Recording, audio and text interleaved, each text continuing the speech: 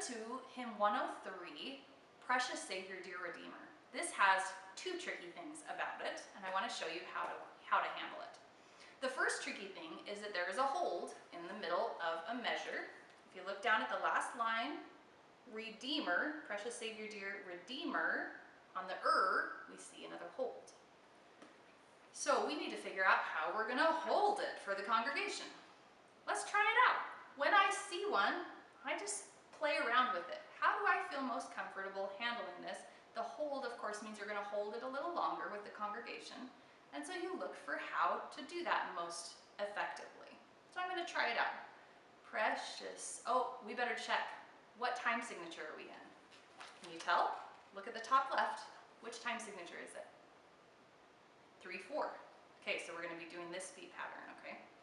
All right, so we've got Precious Savior, Dear Redeemer, may each soul, I did that wrong.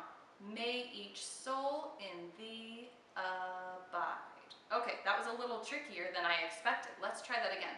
Precious Savior, dear Redeemer, may each soul. Do you notice that I'm using my eyes, even my mouth, to cue as well as my hand? Redeemer, may each soul in thee abide. You'd be surprised how effective that is. So that's how I would handle that one. Redeemer, and then I kind of almost go like up a little bit and then ready right back into it. It just cues everybody that I'm going to go again in just a second. That's how I handle that. Okay, the other tricky thing about this hymn is that you're going to start on beat 3 instead of starting on beat 1. How do we deal with an irregular pickup? Not an irregular one, but one that starts before the downbeat. I should rephrase. A hymn that starts before the downbeat so that the pickup has to start before that. That can be a little bit tricky too. But once you know how to do it, it's really not that hard, okay? So if, like this hymn, we're starting the hymn on beat 3, that means our pickup is on beat 2. Let me explain that. If we're doing Nearer My God to Thee, nearer, nearer, so that one's 4/4, nearer, okay, that's the one beat is where the hymn starts. My pickup is kind of a little beat 4, okay, that's where the pickup is. If we're in 3/4 and our hymn starts on beat 3, then all we do is back up to beat 2, 1, 2. This is where your pickup is going to happen. You just go a beat before where the hymn starts. Not too tough. So this is what it would look like. If I'm cueing the organist and the congregation for starting this one, I would want to think in terms of going 1, 2. So I would start with my hand down a little bit. 2. Precious Savior, dear Redeemer. You want to try that again? Here we go. Here's my hand ready to go kind of close to my body to go out. Are you ready? 1, 2.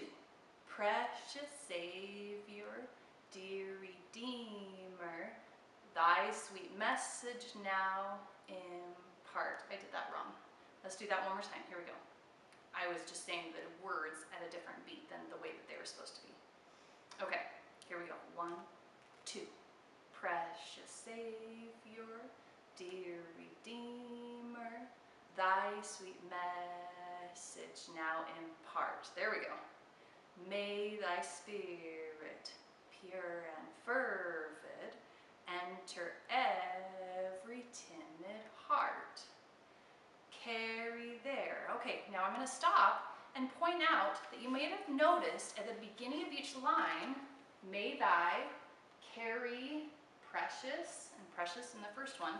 You'll know if you're on if that part comes on the swoop up part of the beat pattern, because this hymn, the downbeat right after the measure starts, doesn't come right at the beginning of the line.